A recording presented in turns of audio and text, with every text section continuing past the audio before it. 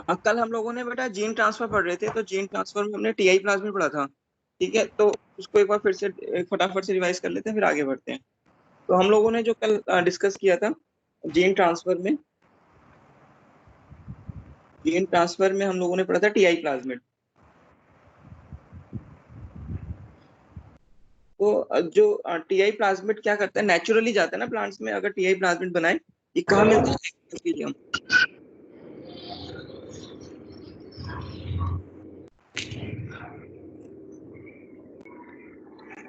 Manisha mic of.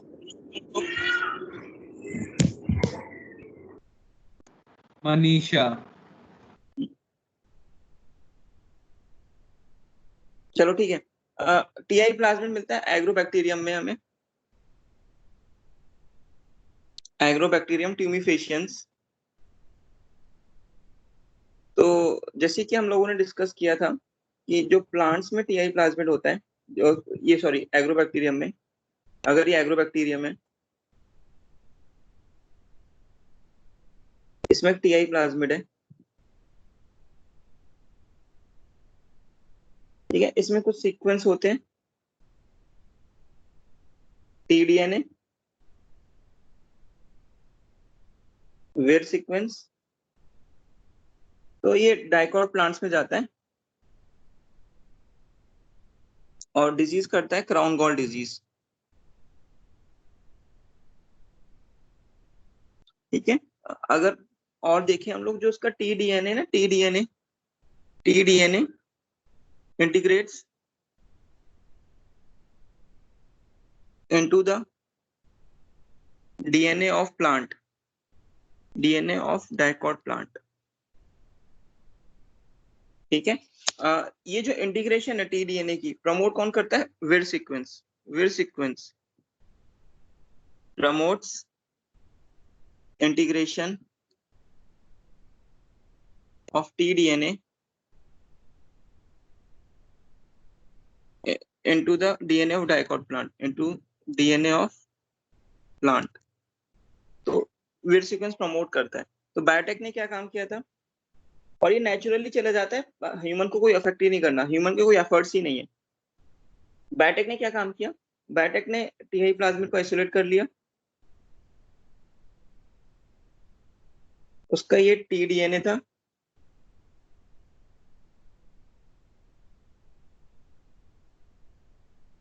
ठीक है। T-DNA में कुछ सीक्वेंस हैं यहाँ पर जो कि पैथोजेनिक सीक्वेंस हैं, और विर सीक्वेंस है। तो बायोटेक ने इस पैथोजेनिक सीक्वेंस को हटा दिया,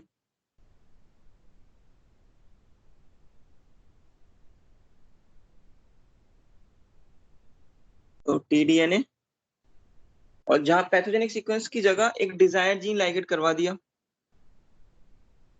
डिजायर्ड जीन। ठीक है, और ये विर सीक्वेंस तो है ही। तो इस वाले प्लाज्मिड को बोलते हैं disarmed Ti plasmid, tumour inducing Ti मतलब ट्यूमर इंड्यूसिंग, डिसआर्म हो गया। अब हम इसको एज अ वेक्टर यूज करते हैं to transfer our the desired gene into the dicot plants. तो हम लोगों ने कल डिस्कस किया था, हमने ये भी बताया था कि इसमें विर सीक्वेंस में ओपरॉन होते हैं हमारे 6 टाइप के, ABCDEFG, और उन सबका इंड्यूसर एसिटोसिरिंजॉन है। खैर वो इतना याद नहीं रखना। तो हम लोगों ने कल ये एग्रोबैक्टीरियम के बारे में इतना हमने पढ़ा। ठीक है, ओके। तो हम लोगों ने ये भी बताया था लोगों को कि जो मोनोकॉट प्लांट होते हैं, फॉर मोनोकॉट्स, फॉर मोनोकॉट, हाँ, for monocot, exactly, Ri root hairy disease के लिए होता है Ri plasmid of Agrobacterium rhizogenes. Agrobacterium rhizogenes use होता है, वो कौन सी डिजीज करता है? वो कॉज करता है रूट हेरी डिजीज। सर आज हो जाएगा ये चैप्टर, कल पूरे टेस्ट में आएगा तो? हाँ, मतलब जितना कराएंगे उतना ही आएगा, टेंशन मत लो, एक्स्ट्रा नहीं देंगे। ठीक है, तो मोनोकॉट्स के लिए हम ये यूज करते हैं बेटा, ये हम लोगों ने डिस्कस कर लिया था। अच्छा, अब एक बात सुनना, जैसे ये यहाँ पे तो हम एग्रोबैक्टीरियम की बात कर रहे थे, टीआई प्लाज्मिड की। जो टीआई प्लाज्मिड होता है वो naturally without any human effort वो प्लांट्स में चले नेचुरल जाता है। Genetic engineer. हाँ, without any human effort, without any human effort, without human effort वो चला जाता है, तो नेचुरली जेनेटिक इंजीनियर बोलते हैं। सपोज करो कोई प्लाज्मिड है, ठीक है, टीआई नहीं है, कोई और है, हम लोगों ने वेक्टर चूज किया है जिसमें हमने PBR322 कुछ भी है, हमने डिजायर जीन लगाया हुआ है यहाँ पर, तो मतलब रिकॉम्बिनेंट डीएनए, ठीक है। अब हमें इसको होस्ट के अंदर पहुंचाना है, होस्ट के अंदर पहुंचाना है। होस्ट कुछ भी हो सकता है, इकोलाई कुछ भी हो सकता है, मतलब ट्रांसफॉर्मेशन करनी है हम लोगों को। क्या करनी है? ट्रांसफॉर्मेशन। तो दिक्कत आती है इसमें। दिक्कत क्या आती है तुम लोग जान सकते हो कि जैसे डीएनए जो होता है ना बेटा, डीएनए हाइड्रोफिलिक होता है, तुम लोगों को पता होगा। Yes sir. डीएनए होता है हाइड्रोफिलिक, ठीक है, डीएनए हाइड्रोफिलिक नेचर का होता है क्योंकि भाई चार्ज ओके। पार्टिकल है, पोलर है। लेकिन जो होस्ट सेल की जो प्लाज्मा मेम्ब्रेन होगी, हाइड्रोफोबिक होती है। हाँ हाँ, सर। उसमें ये लिपिड वाला पार्ट क्या रखा है? हाइड्रोफोबिक वाला। तो अब इस डीएनए को इस हाइड्रोफोबिक पार्ट को क्रॉस करने में दिक्कत आएगी, आएगी या नहीं आएगी? Yes sir. यस सर, आएगी। Yes sir. बिल्कुल आएगी। तो अब क्या होता है कि भाई ये दिक्कत हमें किस में नहीं आती है? टीआई प्लाज्मिड में। TI plasmid without any human effort dicot plant में चला जाता है, इसलिए इसको नेचुरल जेनेटिक इंजीनियर बोलते हैं। लेकिन कुछ और प्लाज्मिड की बात करें तो उसमें दिक्कत आती है। उसमें दिक्कत क्या आती है एक बार और बता देते हैं कि जो रिकॉम्बिनेंट डीएनए होता है, रिकॉम्बिनेंट डीएनए हाइड्रोफिलिक है, हाइड्रोफिलिक है, but the cell membrane of host cell is hydrophobic। तो इसकी वजह से मुश्किल होती है कि डीएनए एंटर कर पाए। जो हमारा रिकॉम्बिनेंट डीएनए है, ये जो रिकॉम्बिनेंट डीएनए है, इसको मुश्किल आती है, इसको मुश्किल आती है कहाँ पे एंटर करने में? होस्ट सेल के अंदर। होस्ट सेल के अंदर ये ऐसे एंटर नहीं कर पाता। तो उसको ये एंटर कर जाए इजीली, तो इसलिए हमें क्या करना पड़ता है? हमें कॉम्पिटेंट सेल बनाना पड़ता है, कॉम्पिटेंट होस्ट बनाना पड़ता है। हमें क्या बनाना पड़ता है? Competent, competent host. तो इस होस्ट को हमें कॉम्पिटेंट बनाना पड़ेगा, तब ये रिकॉम्बिनेंट डीएनए इजीली चला जाएगा। तो हमें क्या बनाना पड़ता है? Competent host. तो कॉम्पिटेंट होस्ट क्यों बनाते हैं? ताकि ये जो ट्रांसफॉर्मेशन होना था, ये जो ट्रांसफॉर्मेशन होना था वो इजीली हो जाए। तो ट्रांसफॉर्मेशन हो जाए तो उसके लिए हमें क्या बनाना पड़ेगा बेटा? हमें बनाना पड़ेगा कॉम्पिटेंट होस्ट। ठीक है, तो डिस्कस करते हैं यहाँ पे कॉम्पिटेंट होस्ट को। तो मैं हेडिंग डालता हूँ, how to make competent host. यह कॉम्पिटेंट होस्ट हेडिंग है हमारी।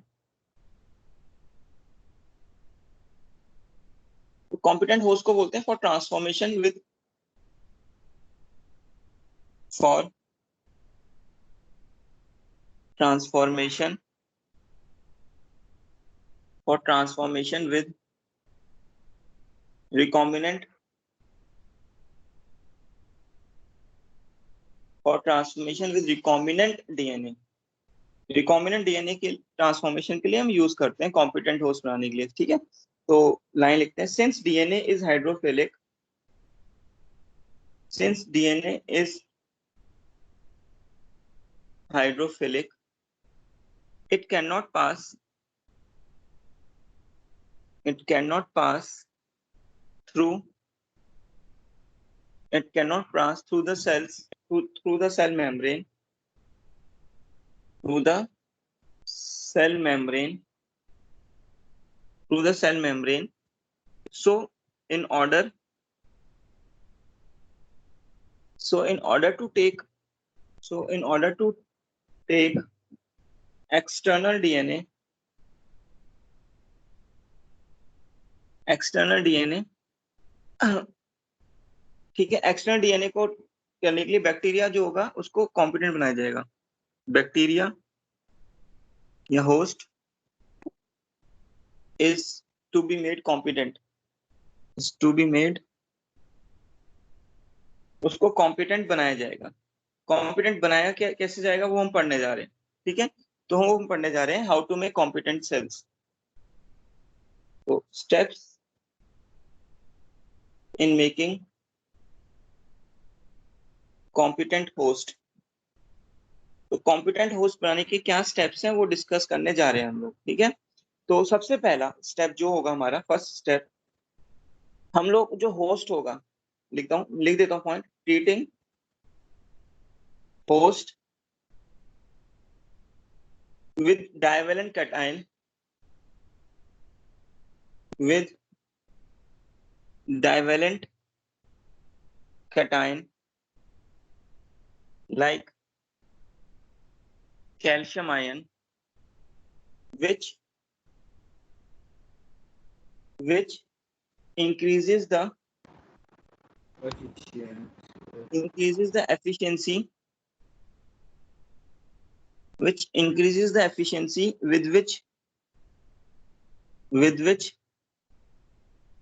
DNA enters in bacteria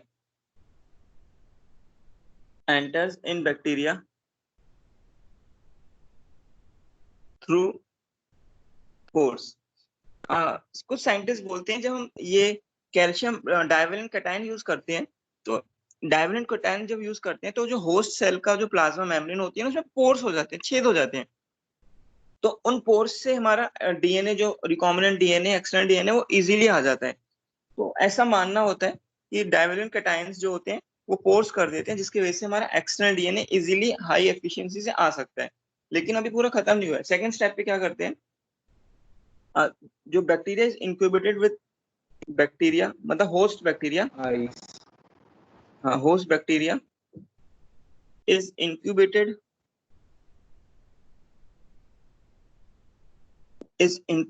with recombinant DNA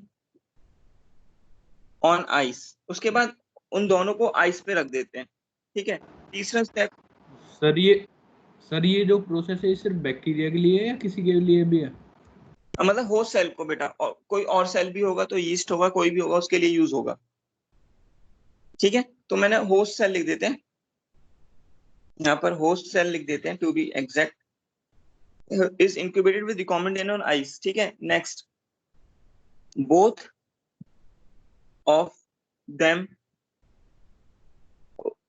these लिखता हूँ। इसके बाद both of these placed at ice पे रखने के बाद तुरंत ही इसको 42 डिग्री सेल्सियस पे रखते हैं, उसको बोलते हैं हीट शॉक। तो पहले divalent calcium divalent cation medium में, फिर आइस पे रखा दोनों को, रिकॉम्बिनेंट डीएनए और होस्ट सेल को, उसके बाद फिर 42 डिग्री सेल्सियस पे रख दिया, हीट कर दिया 42 डिग्री सेल्सियस पे, इसको हीट शॉक बोलते हैं, ठीक है। फोर्थ स्टेप में क्या होता है, finally putting them back on ice, उसको वापस से आइस पे रख देते हैं। तो ये 4 स्टेप होते हैं, उसके बाद हमारा रिकॉम्बिनेंट डीएनए एंटर कर जाता है। तो ये 4 स्टेप बेटा यहाँ पे हमने लिखे हुए हैं। तो एक बार ना रीड कर लेते हैं कि एनसीईआरटी वाले भी क्या बोलते हैं इसके बारे में।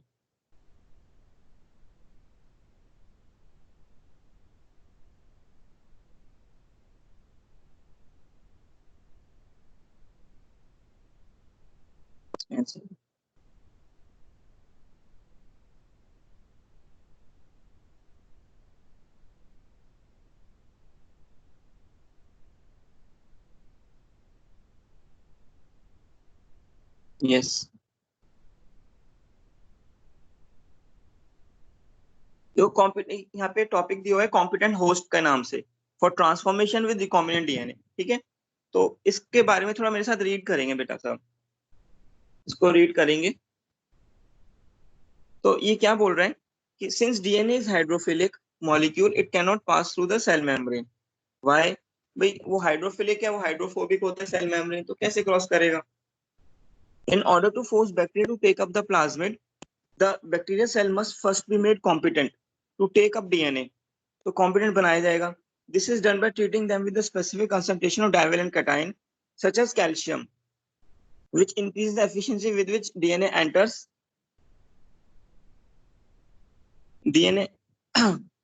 enters into the bacteria.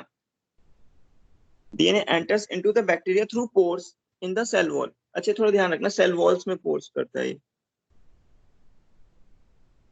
इस पे क्वेश्चन आ सकता है स्टेटमेंट बेस्ड, ठीक है, इस पे स्टेटमेंट बेस्ड क्वेश्चन आ सकता है कि जो तुम्हारा प्लाज्मिड वेक्टर होगा या रिकॉम्बिनेंट डीएनए होगा वो होस्ट सेल के अंदर एंटर करता है, उसकी सबसे पहले हमें कैल्शियम डाइवेलेंट कैटायन के मीडियम में होस्ट को डालना होता है। तो कैल्शियम डाइवेलेंट करता क्या है, वो पोर्स क्रिएट कर देता है। पोर्स पोर्स कहाँ क्रिएट करता है, सेल वॉल में। ये थोड़ा ध्यान रखना, इस पे हाँ एग्जैक्टली। अब recombinant DNA can then be forced into such cell by incubating the cells with recombinant DNA on ice. फिर आइस पे रख देते हैं, उसके बाद हीट शॉक करेंगे 42 डिग्री सेल्सियस पे, उसके बाद फिर से आइस पे रख देंगे। This enables the bacteria to take up the recombinant DNA, जिसकी वजह से बैक्टीरिया recombinant DNA को ले लेता है। तो बेटा ये हमारा मेथड था कॉम्पिटेंट होस्ट बनाने का। तो पूछ सकता है बोर्ड एग्जाम में, और इससे हम कॉम्पिटेंट होस्ट बनाते हैं, इंपॉर्टेंट है। तो मैं यहाँ पे लिख देता हूँ एक पॉइंट यहाँ पे, कि जो पोर्स होते हैं कहाँ बनते हैं, सेल वॉल पे। Pores formed on sale wall, ठीक है। तो ये कॉम्पिटेंट होस्ट हमारा खत्म हो गया है।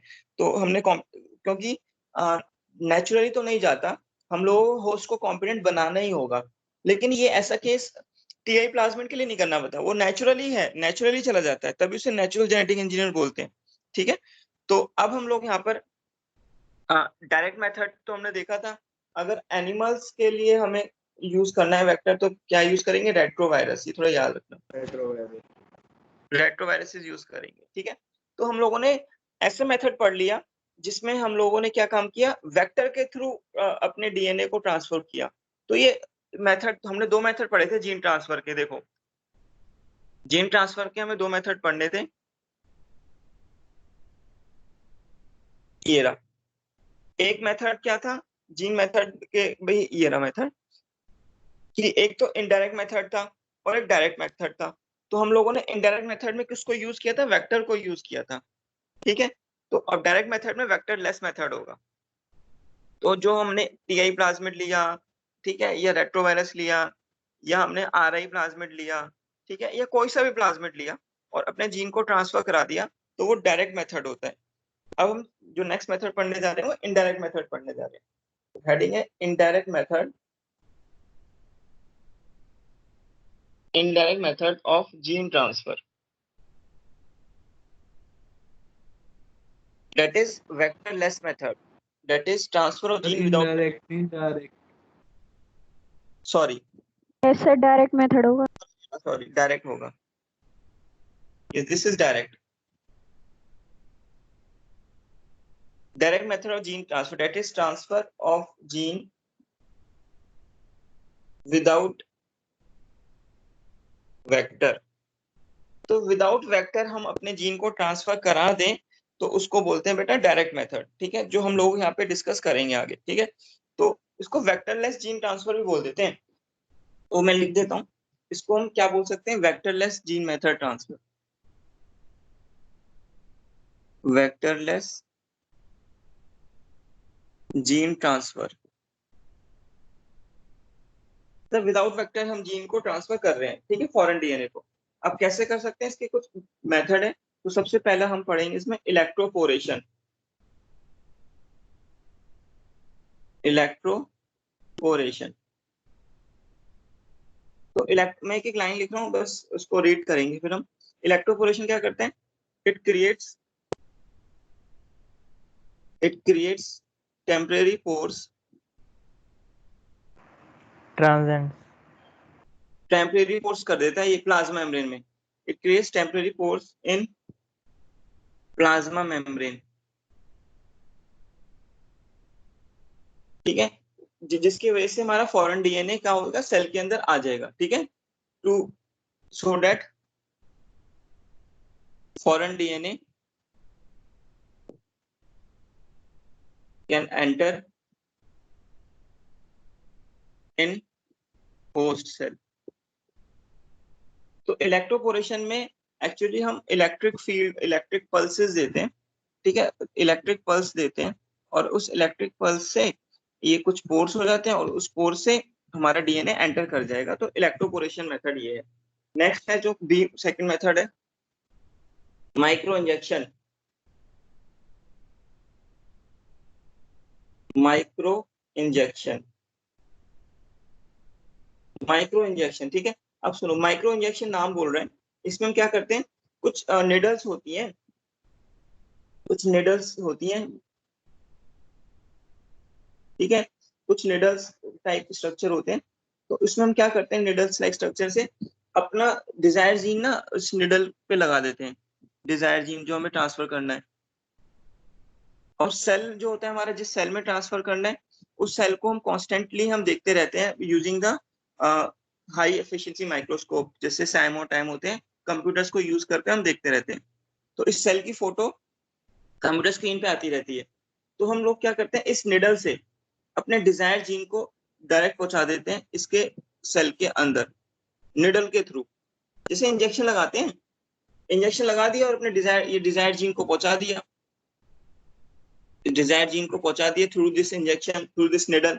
तो ये जनरली एनिमल सेल के लिए होता है। मैं तो एक पॉइंट लिख देता हूँ माइक्रो इंजेक्शन में, foreign gene, foreign gene inserted into animal cells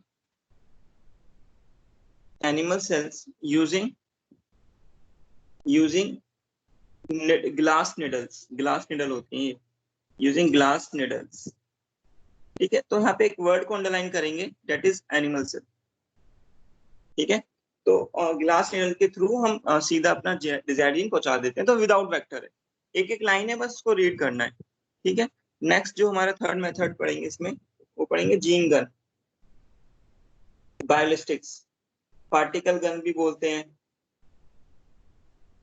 gene gun भी बोलते हैं, बायोलिस्टिक भी बोलते हैं, बायोलिस्टिक्स। ये क्या होता है अब सुनेंगे। इसमें क्या करते हैं हम लोग ना, हाई इट इज, इसमें क्या मैं लिख देता हूँ, इसमें हम लोग टंगस्टन और गोल्ड पार्टिकल कोटेड यूज करते हैं फॉरेन डीएनए। लिखना फॉरेन डीएनए,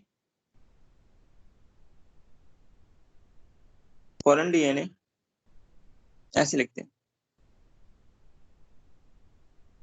ऐसे लिखते हैं इसमें।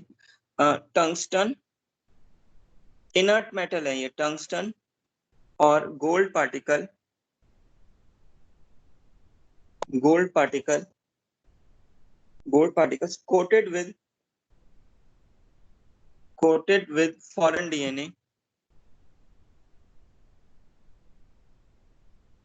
आर बॉम्बार्ड, बॉम्बार्ड मतलब इसको हाई स्पीड पे बॉम्बार्ड कर देते हैं, बॉम्बार्ड इनटू होस्ट सेल, मतलब टारगेट सेल जो होता है हमारा, host cell, so that foreign DNA enters। तो सर तो फिर हमारा फॉरेन जीन अंदर जाके रेप्लिकेट कैसे करेगा? अब बेटा इसमें ना डायरेक्टली हम लोग उसमें जीनोम मतलब न्यूक्लियस के अंदर इंजेक्ट करते हैं डायरेक्टली। अच्छा सर, न्यूक्लियस के अंदर, न्यूक्लियस के अंदर करते हैं, ठीक है। तो थोड़ा ध्यान रखना, न्यूक्लियस के अंदर करते हैं डायरेक्टली, तो उसको बोलते हैं जीन गन मेथड या बायोलिस्टिक मेथड, ठीक है। अच्छा अब आगे सुनना। तो ये हमारे कौन कौन से मेथड पढ़ लिया हमने, जीन गन पढ़ लिया, हम लोगों ने माइक्रो इंजेक्शन पढ़ लिया, और हम लोगों ने क्या पढ़ लिया, इलेक्ट्रोपोरेशन पढ़ लिया। Next method, fourth method chemical method होता है, केमिकल मेथड। इस केमिकल मेथड में ना हम कुछ केमिकल्स यूज करते हैं, जैसे पॉलीइथाइलिन ग्लाइकॉल, पैग लिख देते हैं, chemicals such as polyethylene glycol, PEG, polyethylene glycol is used to facilitate the entry of foreign DNA, बस इसमें ये इसका नाम याद रखना है तुम लोगों को, पैग का नाम, ठीक है। एक ये हो गया हमारा, एक होता है liposome method, liposome mediated method, liposome method, ठीक है। अब इसमें क्या होता है, ये लेटेस्ट मेथड है। इसका क्या करते हैं, लिपिड के ना बैग्स होते हैं, कुछ लिपिड के वेसिकल्स होते हैं, लिपिड के होते हैं ये। हम अपने डिजायर्ड जीन को, जिसका साइज अच्छा खासा बड़ा होगा, डिजायर्ड जीन को इसमें लाइगेट करा देते हैं, डिजायर्ड जीन को। तो ये लिपिड बैग है ना, लिपिड बैग, ये lipid bag easily cell membrane को क्रॉस कर पाता है, क्योंकि सेल मेम्ब्रेन में हाइड्रोफोबिसिटी ज्यादा होती है। तो जो लिपिड पार्ट है वो इजीली एंटर कर पा जाएगा और डिजायर्ड जीन को भी पहुंचा देगा, ठीक है। तो बस इसमें एक लाइन लिख देते हैं हम, in this method DNA encloses within lipid bags, within lipid bags like structure, ठीक है। उस बैग लाइक स्ट्रक्चर में कर देते हैं, तो ये जो बैग लाइक स्ट्रक्चर है फ्यूज हो जाता है किससे, प्लाज्मा मेम्ब्रेन से, और एंट्री करा देता है। तो ये हमारे 5 मेथड हम लोगों ने यहाँ पे जो पढ़े। तो इलेक्ट्रोपोरेशन में इलेक्ट्रिक फील्ड के उसमें पोर करते हैं, माइक्रो इंजेक्शन निडल यूज करते हैं, जीन गन बैलिस्टिक में हाई स्पीड वेलोसिटी से बॉम्बार्ड करते हैं tungsten gold plated particle coated with foreign DNA, chemical method peg use करते हैं, और लिपोसोम ये जो पढ़ा था अभी। एक बार एनसीईआरटी क्या बोलती है उसको भी रीड कर लेते हैं। देखो सर ये प्लाज्मा मेम्ब्रेन ऐसे ही किसी भी फॉरेन पार्टिकल को अलाउ कर देती है आने के लिए? बेटा इसको ना हमें ये जितना इजी हमने पढ़ लिया इतना इजी होता नहीं है, ठीक है। जैसे हम लोगों ने बता दिया कि लिपिड मेम्ब्रेन में लगाया और ट्रांसफर कर दिया लिपोसोम मेडिएटेड, लेकिन ये इतना इजीली होता नहीं है। लिपोसोम को बनाना बहुत मुश्किल होता है, लिपोसोम को बहुत देख के बनाना पड़ता है, कितने बड़ा साइज का बनाना है, कौन सा सेल होगा जिसमें ट्रांसफर हो, कितना साइज का डीएनए लगाना है। तो ये इतना इजी नहीं होता। हमने पढ़ तो एक ही लाइन में लिया क्योंकि हमारे सिलेबस में नहीं है इसकी डिटेल।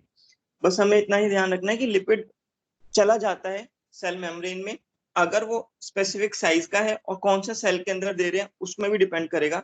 भी आरबीसी है, नर्व सेल, वो डिपेंड करेगा कौन सा है सेल, ठीक है, या बैक्टीरिया सेल है, वो देखना पड़ेगा। और लिपिड की कंसंट्रेशन जो बैग है वो उसके हिसाब से बना जाता है, लेकिन वो एंटर कर जाता है। बहुत सारे ऐसे नहीं कि एक ट्रायल में, बहुत सारे ट्रायल भी करने पड़ते हैं जाने के लिए, ऐसा नहीं है कि एक बार में हो जाएगा। अब सुनना जरा, ये तो हमने पढ़ लिया था बेटा कॉम्पिटेंट सेल। ये एनसीईआरटी क्या बोलती है इसमें रीड करेंगे। This is not the only way to introduce the alien DNA into the host cell. Alien मतलब फॉरेन डीएनए, फॉरेन डीएनए की बात हो रही है यहाँ पे, alien. In a method known as micro injection, मैंने बताया था ना, इंजेक्ट निडल होती है, glass needle. Recombinant DNA is directly injected into the nucleus of animal cell. तो याद रखना यहाँ पे एनिमल सेल लिखा हुआ है, तो माइक्रो इंजेक्शन में हम लोगों ने एनिमल सेल को वो करा था। तो अगर एग्जाम में आता है ना कि पर्टिकुलरली एनिमल सेल के लिए, तो कौन सा लिखोगे, माइक्रो इंजेक्शन, याद रखना। बार बार बोल रहे हैं, ये आया भी हुआ है, पर्टिकुलर एनिमल के लिए माइक्रो इंजेक्शन यूज करोगे, सक्सेसफुल रेट ज्यादा होते हैं, ठीक है। नेक्स्ट देखना, in other method suitable for plants, suitable for plants, वही जीन गन वाला, बैलिस्टिक और gene gun is used. And the last method is disarm pathogen vectors, ये तो हम पढ़ चुके हैं, disarm pathogen vectors which when allowed to infect the cell transfer the recombinant DNA into the host, जैसे Ti plasmid पढ़ा था ना, डिसआर्म, ठीक है। Now we have learned about the tools for constructing, ठीक है। ये हमने लोगों ने पढ़ लिया। तो अगर तुमसे यहाँ पे प्लांट्स के बारे में पूछ रहा है, तो प्लांट्स के बारे में तुम ये लिखोगे, प्लांट्स के लिए कौन से यूज करोगे तुम, जीन गन, बायोलिस्टिक्स, याद रखना। तो स्पेसिफिक ये 2 वर्ड याद रखना बेटा जरूर, माइक्रो इंजेक्शन एनिमल के लिए इंपॉर्टेंट है और प्लांट्स के लिए जीन गन। और भी मेथड पूछता है तो पैग, पैग भी प्लांट्स के लिए लिख देना, प्लांट्स के लिए बहुत यूज करते हैं पैग को, ठीक है। ये थोड़ा याद रखना बेटा, इंपॉर्टेंट है, ठीक है। ये बात हो गई। अब हम जो यहाँ पे पढ़ने जा रहे हैं वो टॉपिक है हमारा, देखो एक बात सुनना ध्यान से। अगर हम लोगों को एक रिकॉम्बिनेंट डीएनए बनाना है, हमने प्रोसेस ऑफ आरडीटी पढ़ा था, अगर हम लोगों को एक रिकॉम्बिनेंट डीएनए बनाना है तो सबसे पहले तुम क्या चूज करोगे, वेक्टर, एक डीएनए चूज करोगे जिसके अंदर हमारा डिजायर्ड जीन हो, इसको आरई से कट करोगे, प्यूरिफाई भी करोगे, इसको रिस्ट्रिक्शन एंडोन्यूक्लियस से कट करोगे, इसको रिस्ट्रिक्शन एंडोन्यूक्लियस से कट करोगे। डीएनए लाइगेज यूज कर, ठीक है, कट हो जाएगा, कर देते हैं, चलो कट हो गया, फ्रेगमेंट्स भी मिल गए बहुत सारे।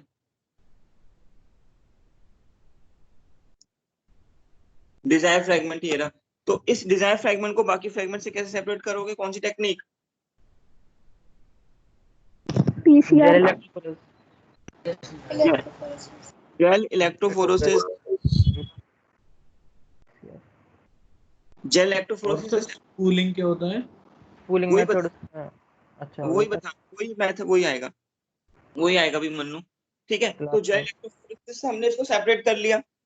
ठीक है, पीसीआर बेटा यहाँ चला लेंगे, ये जो हमारा वेक्टर है ना इसको एम्पलीफाई करना है। ठीक है, ये जो जीन निकाला हमने, अब ये जो जेल इलेक्ट्रोफोरेसिस जीन निकालेंगे इसको भी हम एम्पलीफाई कर लेंगे पीसीआर से, ताकि कॉपी ज्यादा आ जाए। तो जेल इलेक्ट्रोफोरेसिस से इसको निकाल लेंगे।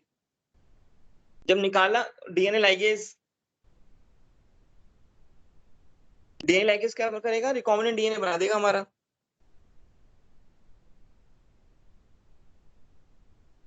रिकॉम्बिनेंट डीएनए बन गया। ठीक है, रिस्ट्रिक्शन एंडोन्यूक्लियस दोनों जगह सेम होंगे, सेम स्टिक एंड बनाना है। अब ये रिकॉम्बिनेंट डीएनए ट्रांसफॉर्मेशन करेंगे, होस्ट को कॉम्पिटेंट बनाएंगे, अगर टीआई प्लाज्मिड है तो जरूरत नहीं है, फिर सिलेक्शन करेंगे, फिर एम्पलीफिकेशन करेंगे, ये हमें पता है। सिलेक्शन करेंगे, एम्पलीफिकेशन करेंगे। ठीक है, चलो अब बात ये है बेटा, जो हमने रिस्ट्रिक्शन एंडोन्यूक्लियस के बारे में पढ़ लिया, जेल इलेक्ट्रोफोरेसिस पढ़ ली, हमने पीसीआर भी पढ़ लिया, एम्पलीफाई करने के लिए पीसीआर भी पढ़ लिया। ठीक है, हमने रिकॉम्बिनेंट डीएनए वेक्टर्स पढ़ लिए, जो प्लाज्मिड वेक्टर लिया था हमने, वेक्टर्स के बारे में पढ़ लिया। ट्रांसफॉर्मेशन कैसे होगी पढ़ लिया, सिलेक्शन कैसे होगा पढ़ लिया, insertion activation, blue white screening सब पढ़ लिया। हमने जो नहीं पढ़ा कि वेक्टर डीएनए कैसे आइसोलेट किया और ये डीएनए कैसे आइसोलेट किया, यही मेथड अब हम पढ़ने जा रहे हैं कि स्टार्टिंग में जो वेक्टर आइसोलेट किया होगा, वेक्टर डीएनए या पैसेंजर डीएनए, जो वेक्टर डीएनए और पैसेंजर डीएनए जो आइसोलेट किया होगा वो कैसे किया होगा। ठीक है, तो वो हम पढ़ने जा रहे हैं कि isolation of the passenger DNA और वेक्टर डीएनए। ठीक है, जो हम पढ़ने जा रहे हैं, तो समझ आए बेटा जो टॉपिक डिस्कस करने जा रहे हैं यहाँ पर? Yes sir. ठीक है बेटा, तो बढ़ते हैं आगे। तो मैं हेडिंग डालता हूँ यहाँ पर, isolation of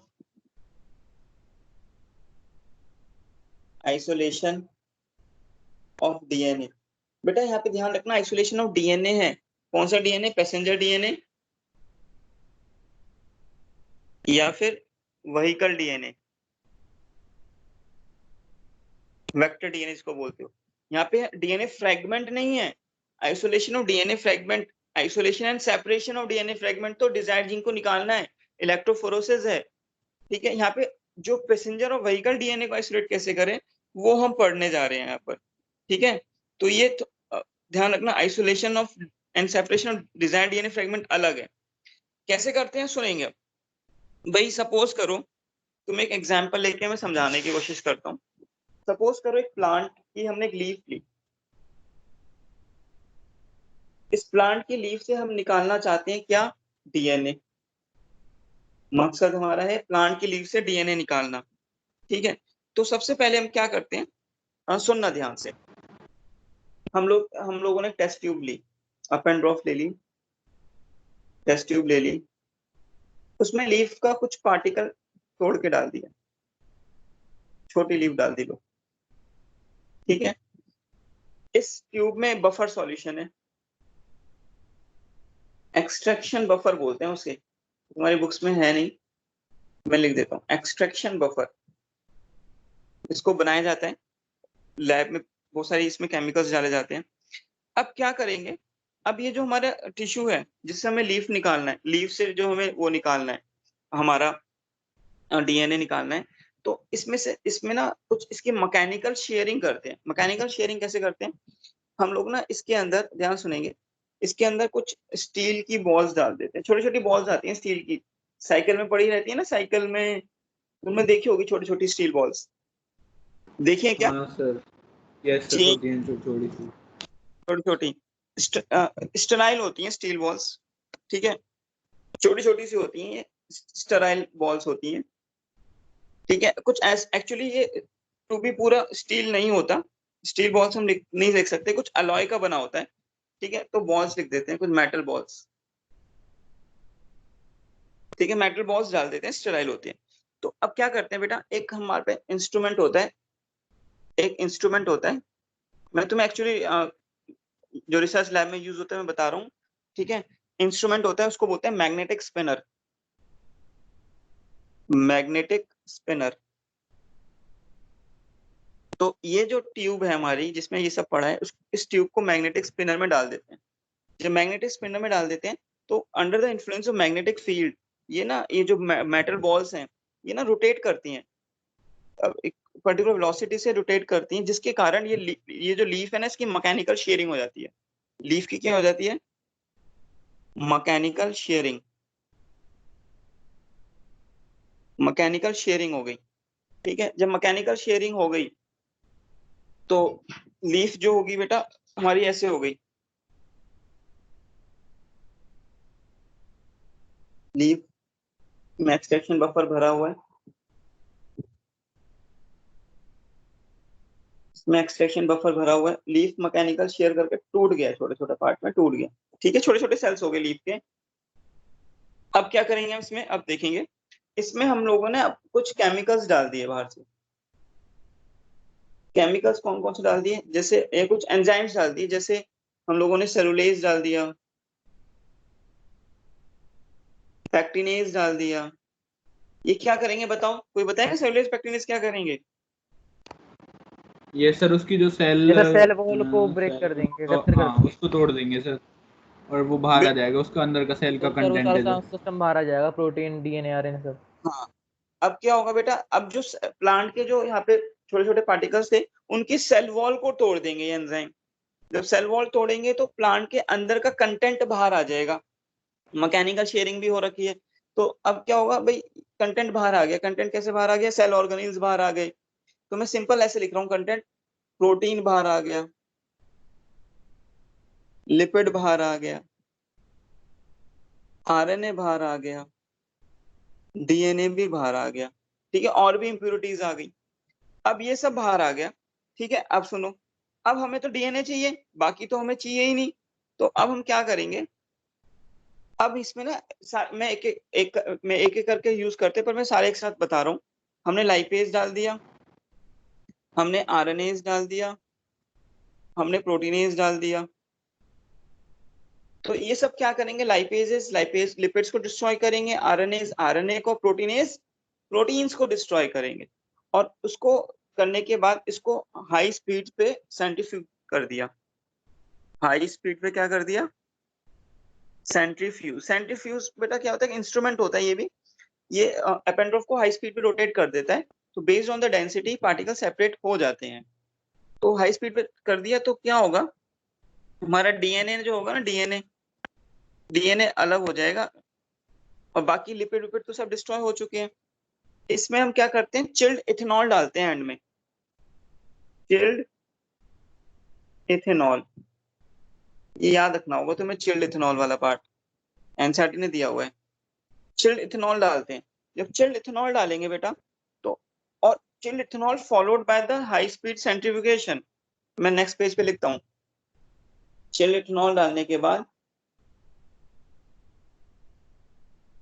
centrifugation, ultra centrifugation at low temperature.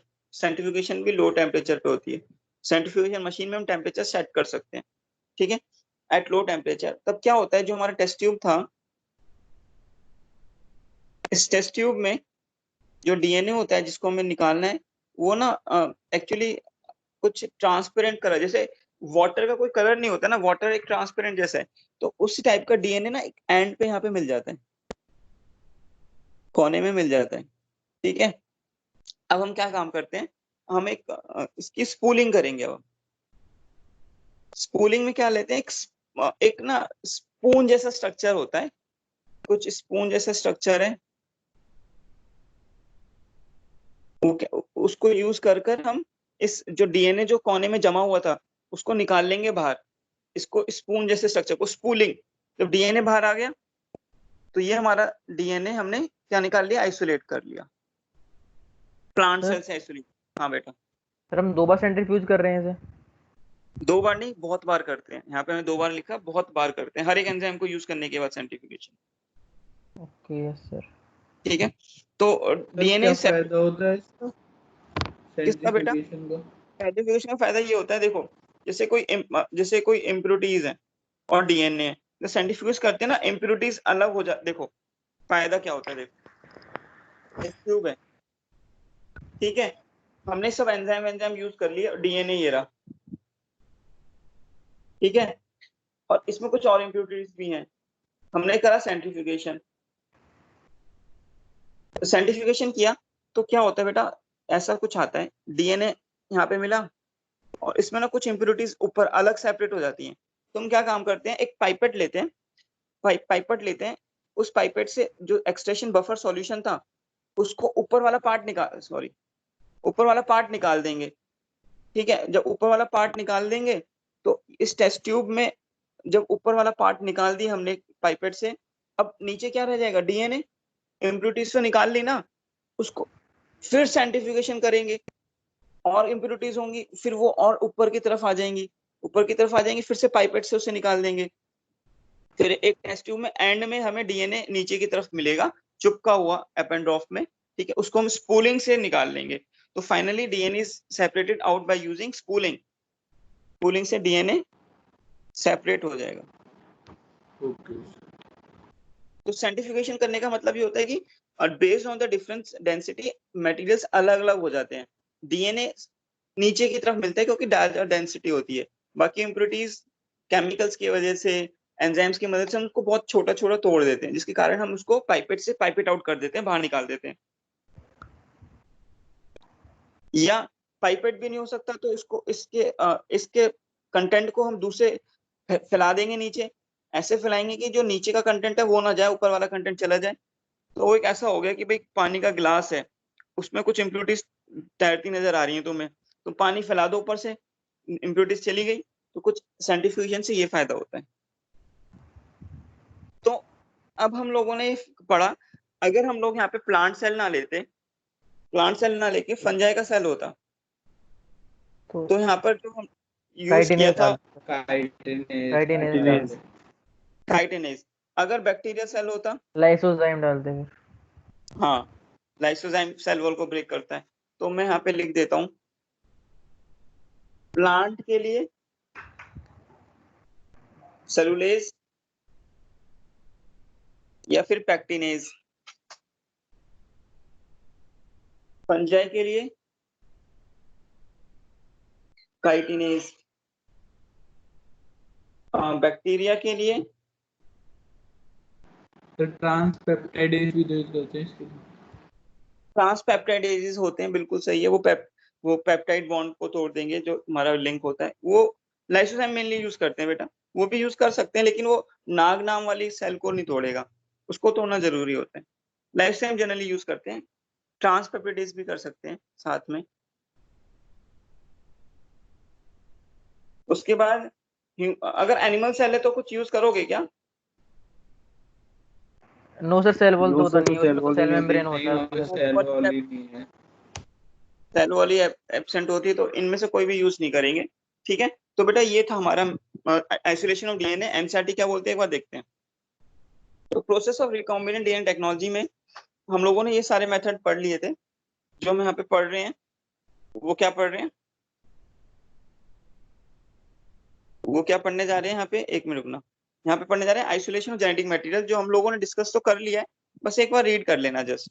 ठीक है, देखो ये मेथड देखो, देखेंगे बच्चों, ये जो है ना, ये डीएनए है, इस टेस्ट ट्यूब में इतना पार्ट दिख रहा है, ये डीएनए है।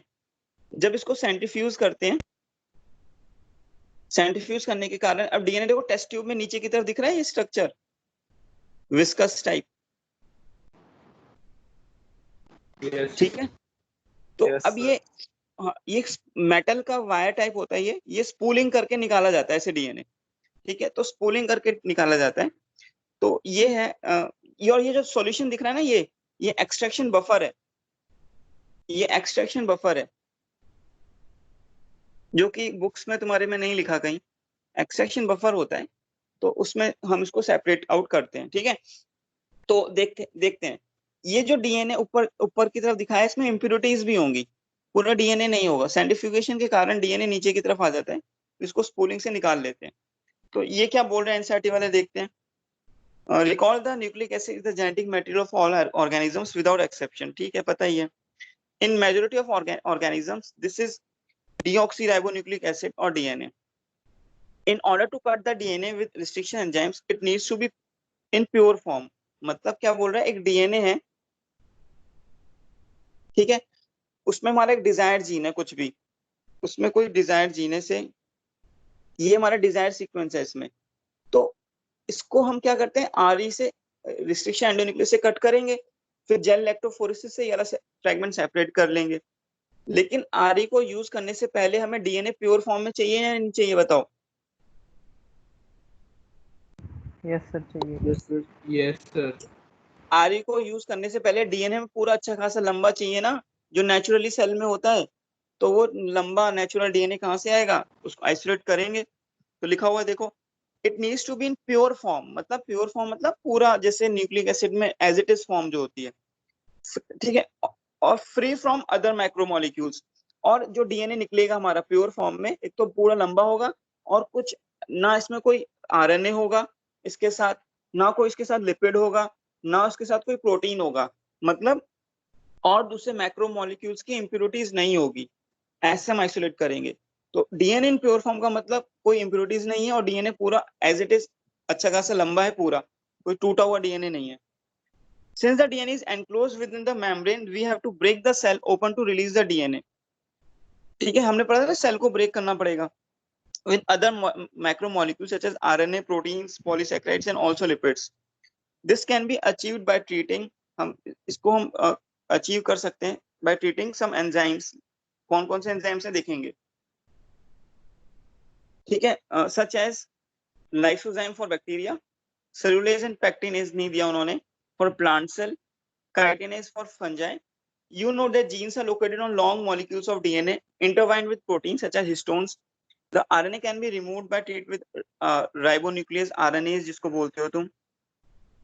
प्रोटीन किससे निकाल सकते हैं, प्रोटीनेज से, प्रोटीएज से, ठीक है। एक्चुअली जो यूज करते हैं ना, प्रोटीनेज के होता है वो नाम उसका, जो यूज करते हैं एंजाइम, प्रोटीनेज के। खैर ये तुमसे नहीं पूछेगा। Other molecules can be removed by appropriate treatments with purified DNA, ultimately precipitates out from the addition of chilled ethanol. मैंने chilled ethanol वाला बताया था, एंड में यूज करते हैं, इंपॉर्टेंट है, तुम्हें आना चाहिए। It can be seen as a collection of fine threads in the suspension. फिर एंड में स्पूलिंग कर लेते हैं, ठीक है, लिखा है ना रिमूव बाय स्पूलिंग, यहाँ पे स्पूलिंग से रिमूव करते हैं, और चिल्ड इथेनॉल का यूज तुम्हें आना चाहिए। और ये टॉपिक यहाँ पे हो गया तुम्हारा फिनिश, ठीक है। Cutting of DNA at specific location, तो तुम्हें पता है रिस्ट्रिक्शन एंजाइम से यूज करते हैं। पीसीआर हमने पढ़ लिया पूरा, पीसीआर का डायग्राम एनसीईआरटी से रीड कर लेंगे, ठीक है, पीसीआर पूरा हमने पढ़ लिया है, ठीक है। Insertion of recombinant DNA into host cell पढ़ चुके हैं। रिकॉम्बिनेंट डीएनए को, अगर कोई रिकॉम्बिनेंट डीएनए है, कोई रिकॉम्बिनेंट डीएनए को होस्ट में डालना है, तो जीन ट्रांसफर करना है ना, इसका मतलब जीन ट्रांसफर। तो जीन ट्रांसफर के हमने मेथड पढ़े थे दो, डायरेक्ट और इनडायरेक्ट। इनडायरेक्ट मेथड में वेक्टर के थ्रू कौन सा था, TI plasmid, RI plasmid, retroviruses, ठीक है।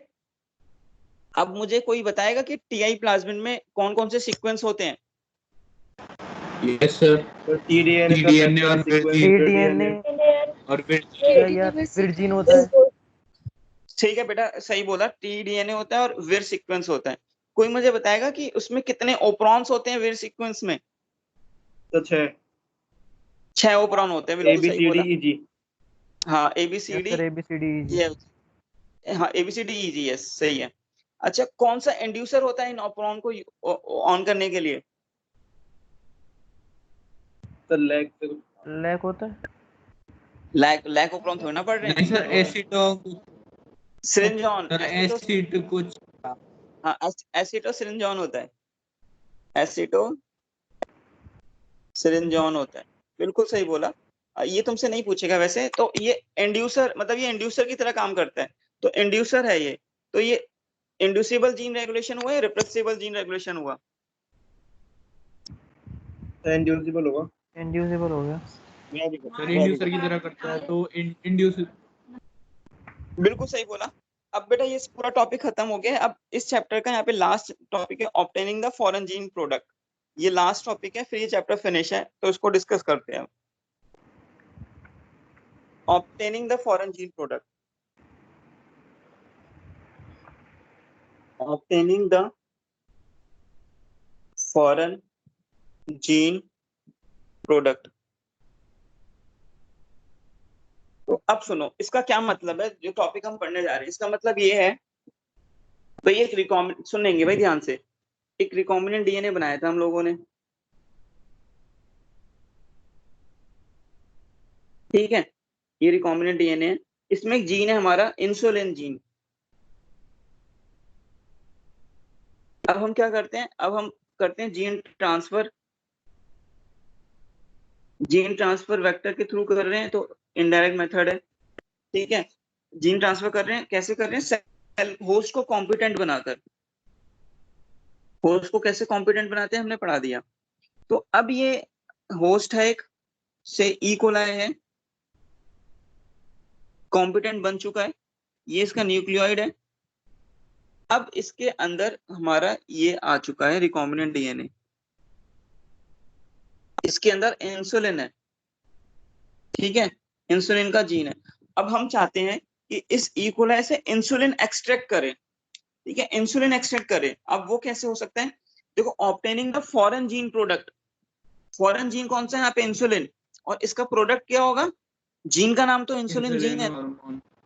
इसका प्रोडक्ट इंसुलिन जीन का प्रोडक्ट तो इंसुलिन होगा, इसका प्रोडक्ट क्या होगा, yes sir insulin. Hormone.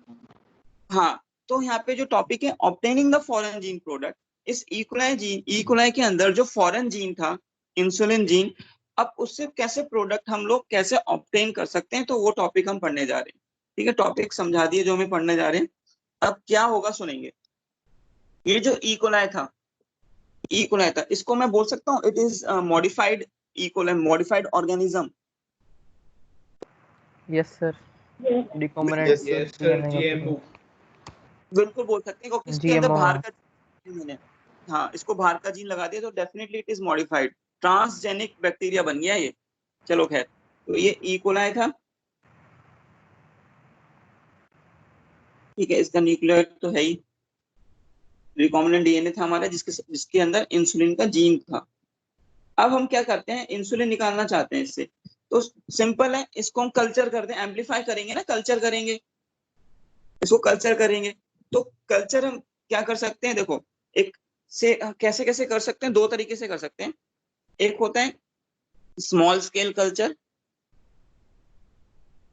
Small scale culture जिसको हम बोलते हैं fed batch culture, fed batch culture, ये सिंपल बैच कल्चर भी बोल देते हैं, तुम्हारी बुक में शायद बैच कल्चर ही लिखा होगा, ठीक है। एक होता है large scale culture, large scale culture, large scale culture भी करते हैं हम इसको, ठीक है। अब सुनेंगे ध्यान से, सपोज करो ये सबसे पहले हम लोगों ने क्या करा, एक पेट्री प्लेट बनाई, पेट्री डिश, पेट्री डिश देखिए लैब में, देखिए बच्चों, सर आप सर हमने कौन बताया सी है सर नहीं, लैब में गए कितने हैं सर बताओ। एक बार गए थे सर लैब में, एक दिन लेके गए। उसमें भी सर हम पौधे अरे काटते सर रह आपने गए थे। वादा करा था सर, अब हमें एक्सपेरिमेंट करवाओगे 12th में। लॉकडाउन हो गया, कराते वरना। ये नहीं देखो, सर, ये नहीं तो सर, नहीं देखा कैसे सर, प्रैक्टिकली फिर? नहीं देखा। ये देखो, ये देखो प्रैक्टिकल, यहाँ पे देखो तुम, दिख रहा है ये पेट्री डिश दिख रही है क्या, प्लेट, यस सर। देख रही Yes, है sir. सर। ऐसे देखी नहीं तुमने कभी, सर ग्लास लाइट देखी थी बस। देखो बस 5 ऐसे ही रुपए देख। 25 की आती है, ये देखो प्राइस देखो, 5 रुपए। सर बहुत छोटी हो जाएगी सर ये तो 5 सर रुपए? साइज में। अरे ये वैसे होलसेल प्राइस है, तुम जाओगे मार्केट में तुम्हें इतने की नहीं मिलेगी, बल्क में ऑर्डर करोगे तब मिलती है, देखो लिखा है ना यहाँ पे। चलो खैर, ये तो 91। लैब लैब में बल्क ऑर्डर में मिलती है इतनी, ठीक है। खैर ये सर फ्लिपकार्ट पे होती है देखो ऐसी वहां सही पेट्री प्राइस आएगा। ग्लास की होती है और आजकल प्लास्टिक्स की भी आ रही है, ठीक है। तो हमें किसी बैक्टीरिया को ग्रो करना है या किसी फंजाई को ग्रो करना है तो इसमें ग्रो करते हैं। तो मैं एक चीज भी दिखाता हूँ, उनको कॉलोनीज दिखा देता हूँ उसमें।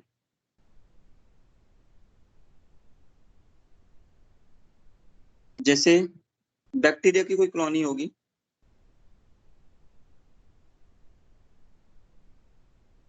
ये देखो, ये रियल इमेजेस हैं, ये बैक्टीरिया की कॉलोनीज है। देख रहे हो पैट्री प्लेट में दिख रही है ये तुम्हें मार्क, ये देखो दिख रहा होगा सब भाई, ये यस बैक्टीरिया सर। है। हाँ सर दिख रहा यस है। सर दिख यस रहा है। सर दिख ऐसे रहा है। दिख जाता है वैसे, ऐसे तो बेटा नहीं दिखता, वो कॉलोनी कुछ डाल रखा होगा सर इसमें। ऐसी कॉलोनीज दिखती हैं, इसके अंदर तो millions and millions of bacteria होंगे, एक बैक्टीरिया तो दिख ही नहीं सकता है ना, कॉलोनीज हैं। तो ये सारी देखो बैक्टीरिया की कॉलोनीज हैं, ये सारी बैक्टीरिया की कॉलोनीज हैं। तो खैर इसको स्ट्रिकिंग बोलते हैं, हमें इतना डीप में नहीं पढ़ना है, नहीं तो मैं तुम्हें स्ट्रिकिंग भी होती है इनकी, वो हमें नहीं पढ़ना है। और फंजाई की कॉलोनी की कलर अलग होते हैं, फंजाई जब ग्रो करती है तो उसकी कॉलोनी उसके कलर्स अलग होते हैं। मास्टर प्लेट सर बोलते हैं। कभी तुमने देखा होगा कि ब्रेड के ऊपर फंजाई ग्रो कर जाए तो कैसे कलर की होती है? Yes sir. ग्रीन हाँ सर पेल ग्रीन ग्रीन, ग्रीन पेल ग्रीन सा से कलर हो जाता है। क्या होता है वो? ब्रेड मोल्ड होती है। किसको बोलते हो yes bread sir, mould? Rhizopus. Rhizopus. Rise बस राइजो राइजोपस। More rice common.